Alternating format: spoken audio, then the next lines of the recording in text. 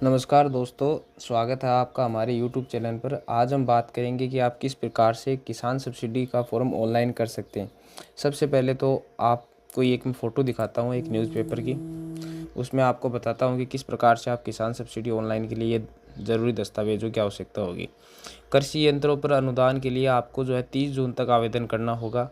लेकिन एक बात आपको ध्यान रखनी है कि किसान सब्सिडी के लिए आपको स्वास्थ्य कार्ड ज़रूरी है, मतलब मृदा स्वास्थ्य कार्ड ज़रूरी होता है, जिसे सॉइल कार्ड भी कहा जाता है। ये आप अपने स्थानीय जो है कृषि पर्यवेक्षक अधिकारी से मिलकर बनवा सकते हैं और ई मित्र के माध्यम से इसे डाउनलोड कर सकते हैं। इसके बिना आपकी फ़ाइल अप्रूव नहीं की जाएगी, ध्यान रखें। ये ज़रूरी है, इसको अपलोड करना भी होगा, ठीक है। अब हम बात करते हैं किस प्रकार से आप किसान सब्सिडी का ऑनलाइन फॉर्म भर सकते हैं। सबसे पहले आपको अपने नज़दीकी ई मित्र पर चले जाना है और वहाँ पर अपने सभी दस्तावेज जैसे आधार card, Jan Aadhaar card, quotation, RC और अपना मृदा कार्ड लेके जाना है। ई मित्र पर जाने के बाद या आप अपने स्वयं से, अगर आपके पास ई मित्र की आईडी तो आप भी भर सकते हैं। आपको ई मित्र ओपन करना है और फिर आपको यूटिलिटी सर्विस पर आना है। यहाँ पर एग्रीकल्चर सर्च करेंगे तो यहाँ पे नीचे आएगा कृषि उपकरणों पर कृषि सब्सिडी। इस वाले ऑप्शन पर आपको क्लिक कर देना। जैसे आप यहाँ पे क्लिक करेंगे, ओके कर देंगे, ये पेज आपको रीडायरेक्ट करेगा। रीडायरेक्ट होने के बाद ये नया पोर्टल खुलेगा। यहाँ आप अपने जन आधार कार्ड के नंबर दर्ज करेंगे।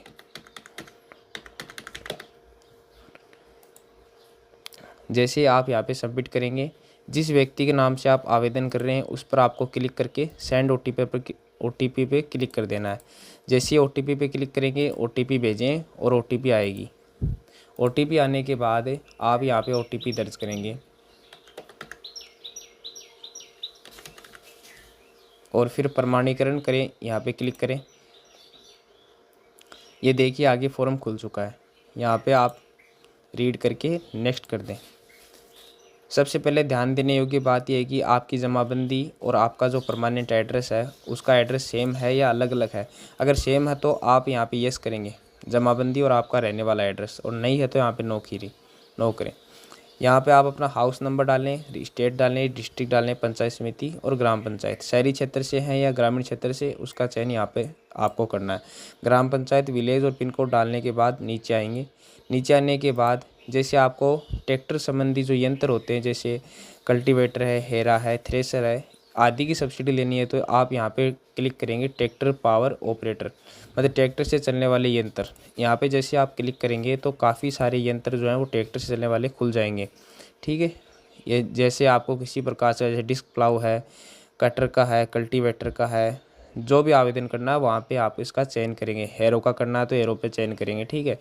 और जैसे हम थ्रेसर का चयन करते हैं, थ्रेसर का चयन करने के बाद जैसे आगे ऑप्शन, बाकी पूरा पोर्टल सेम रहेगा, जो भी आपको चयन करना है वहाँ पे चयन कर लीजिएगा।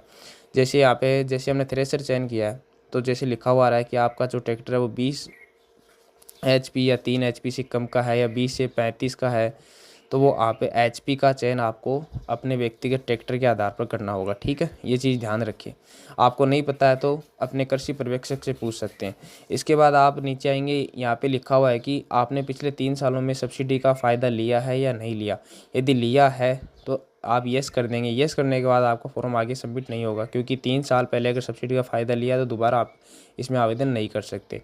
फिर ऑप्शन आता है कि क्या ट्रैक्टर आपका खुद का है या पार्टनरशिप में या फैमिली किसी अन्य मेंबर का है, तो यहाँ पे आप सेल्फ कर देंगे। अन्य का है तो अन्य कर देंगे। सेल्फ करने के बाद नीचे ऑप्शन आता है कि आप किस प्रकार के किसान हैं, स्मॉल है, फार्मर है, या लघु किसान है या वर्ध किसान है।